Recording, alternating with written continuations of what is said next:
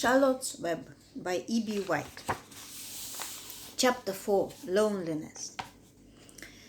The next day was rainy and dark. Rain fell on the roof of the barn and dripped steadily from the eaves.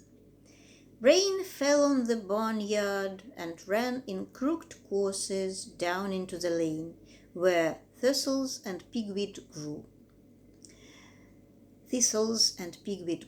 Rain spattered against Mrs. Zuckerman's kitchen windows and came gushing out of the downspouts.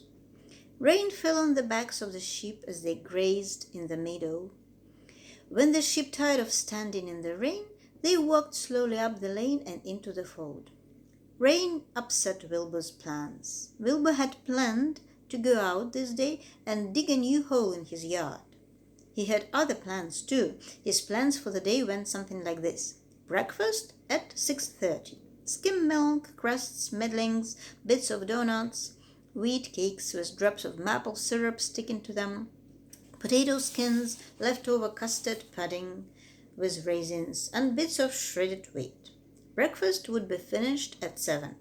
From 7 to 8, Wilbur planned to have a talk with Templeton, the rat that lived under his trough.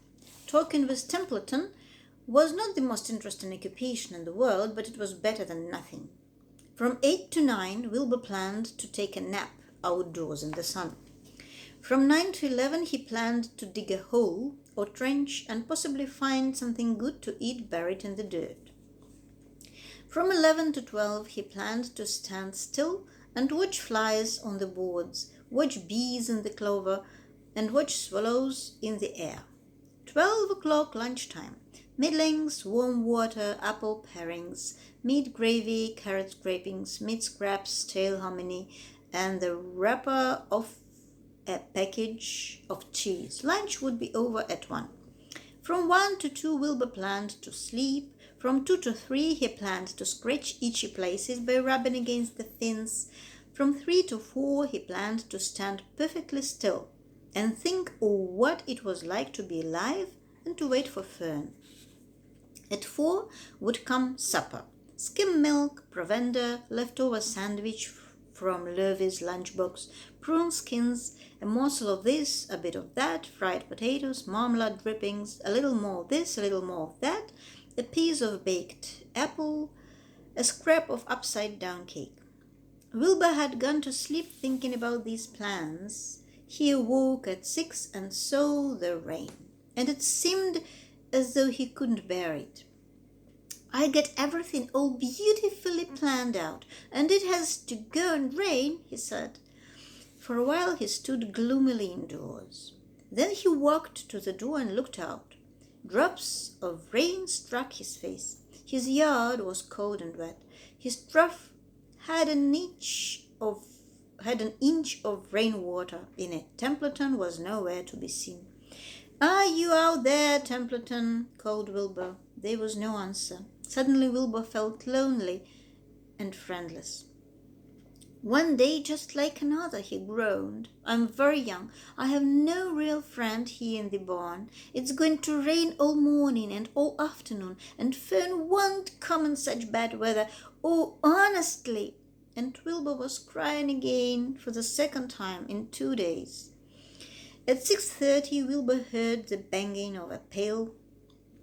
Lurvy was standing outside in the rain, stirring up breakfast. "Come on, pig," said Lurvy. Wilbur didn't budge. Lurvy dumped the slopes, scrapped the pail, and walked away. He noticed that something was wrong with the pig. Wilbur didn't want food. He wanted love. He wanted a friend, someone who would play with him. He mentioned this to the goose, who was sitting quietly in a corner of the sheepfold. "Will you come over and play with me?" he asked. "Sorry, Sonny, sorry," said the goose. "I'm sitting on my eggs, 8 of them. Got to keep them toasty warm. I have to stay right here. I'm no flibbity jipper. I do not play when there are eggs to hatch. I'm expecting goslings." "Well, I didn't think you were expecting woodpeckers," said Wilbur bitterly. Wilbur next tried one of the lamps. "Will you please play with me?" he asked. "Certainly not," said the lamb. "In the first place, I cannot get into your pen, as I am not old enough to jump over the fence. In the second place, I am not interested in pigs. Pigs mean less than nothing to me." "What do you mean, less than nothing?" replied Wilbur. "I don't think there is any such thing as less than nothing. Nothing is absolutely the limit of nothingness. It's the lowest you can go. It's the end of the line. How can something be less than nothing? If there were something that was less than nothing, then nothing would not be nothing. It would be something, even though it's just a very little bit of something. But if nothing is nothing, then nothing has nothing that is less than it is." "Oh, be quiet," said the lamb. "Go play by yourself. I don't play with pigs." Sadly, Wilbur lay down and listened to the rain. Soon he saw the rat climbing down a slanting board that he used as a stairway. "Will you play with me, Templeton?" asked Wilbur. "Play?" said Templeton, twirling his whiskers. "Play? I hardly know the meaning of the word."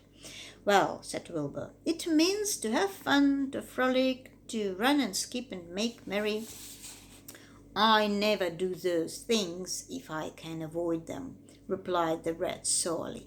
"I prefer to spend my time eating, gnawing, spying, and hiding. I'm a glutton, but not a merrymaker. Right now I am on my way to your trough to eat your breakfast, since you haven't got sense enough to eat it yourself." And Templeton the rat crept stealthily along the wall and disappeared into a private tunnel that he had dug between the door and the trough in Wilbur's yard. Templeton was a crafty rat, and he had things pretty much his own way. The tunnel was an example of his skill and cunning. The tunnel enabled him to get from the barn to his hiding place under the pig trough without coming out into the open. He had tunnels and runways all over Mr. Zuckerman's farm and could get from one place to another without being seen. Usually he slept during the daytime and was abroad only after dark. Wilbur watched him disappear into his tunnel. In a moment he saw the rat's sharp nose poke out from underneath the wooden trough. Cautiously Templeton pulled himself up over the edge of the trough. This was almost more than Wilbur could stand. On this dreary, rainy day, to see his breakfast being eaten by somebody else. He knew Templeton was getting soaked out there in the pouring rain, but even that didn't comfort him. Friendless, dejected, and hungry, he threw himself down in the manure and sobbed. Late that afternoon, Lurvy went to Mr. Zuckerman. "I think there is something wrong with that pig of yours. He hasn't touched his food. Give him 2 spoonfuls of sulphur and a little molasses," said Mr. Zuckerman. Wilbur couldn't believe what was happening to him when Lurvy caught him and forced the medicine down his throat. This was certainly the worst day of his life. He didn't know whether he could endure the awful loneliness any more. Darkness settled over everything. Soon there were only shadows and the noises of the sheep chewing their cuds, and occasionally the rattle of a car chain up overhead.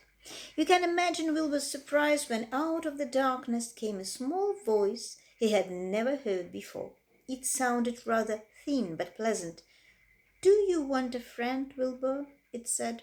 "I'll be a friend to you. I've watched you all day and I like you." "But I can't see you," said Wilbur, jumping to his feet. "Where are you and who are you?" "I'm right up here," said the voice. "Go to sleep.